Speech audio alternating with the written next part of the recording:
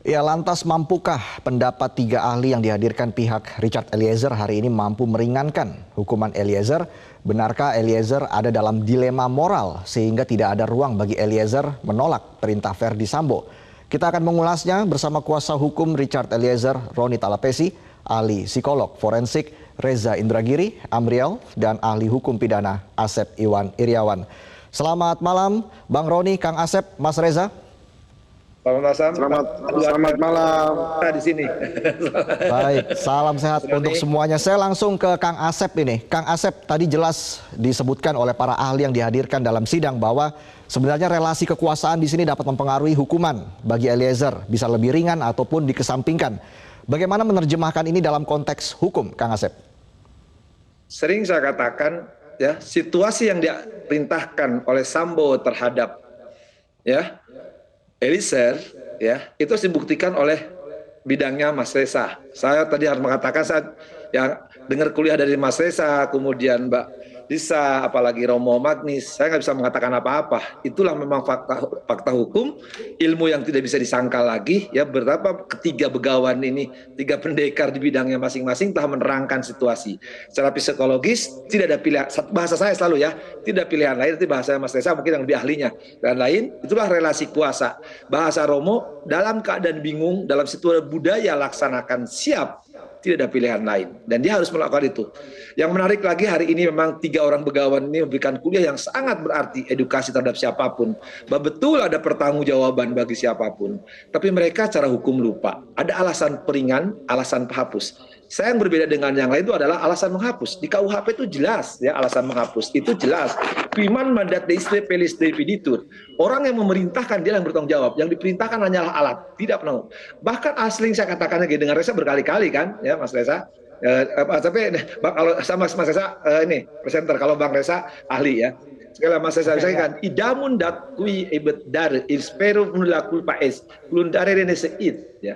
Yang diperintahkan dia harus bertanggung jawab dan tidak dapat dipidana terhadap yang diperintahkan, itu azasnya. Jadi pertanggungjawaban di situ adalah secara hukum. Sekali lagi, perbuatan membunuh emang dilarang, perbuatan menganiaya emang dilarang, tapi hukum membuat ruang untuk itu. Di KUHP itu jelas di pasal 51, di pasal alasan peringan, alasan penghapus, alasan berat itu kalimatnya menghapus dulu ya, menghapuskan. Nah, memang perbedaan saya dengan beberapa teman adalah mereka menggunakan peringan, kalau saya tidak. Justru alasan menghapus perbuatan itu dihapus karena tadi dijelaskan oleh Reza Indragiri, dijelaskan oleh Mbak Lisa, dijelaskan oleh Romo. Situasi itulah yang telah terbukti hari ini.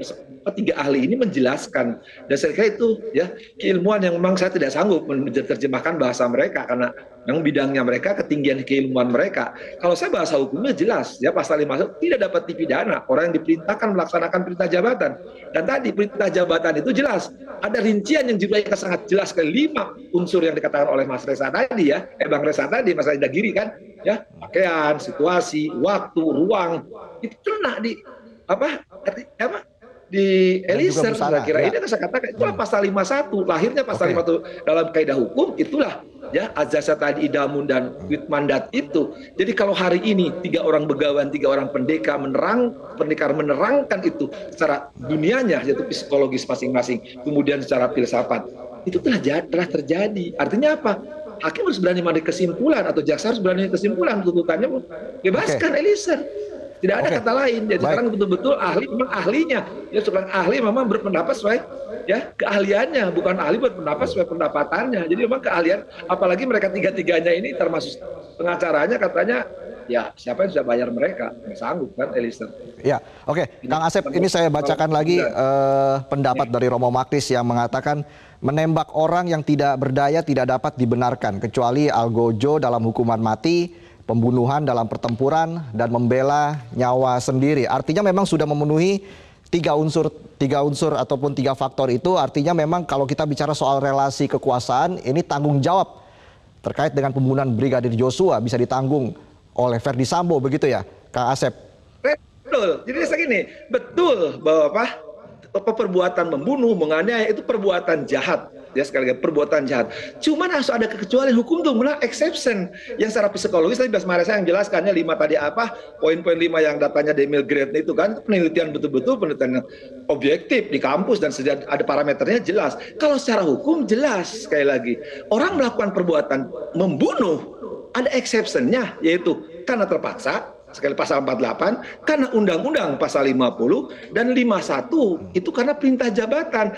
Yang pasal 48 itu kan paling gampang.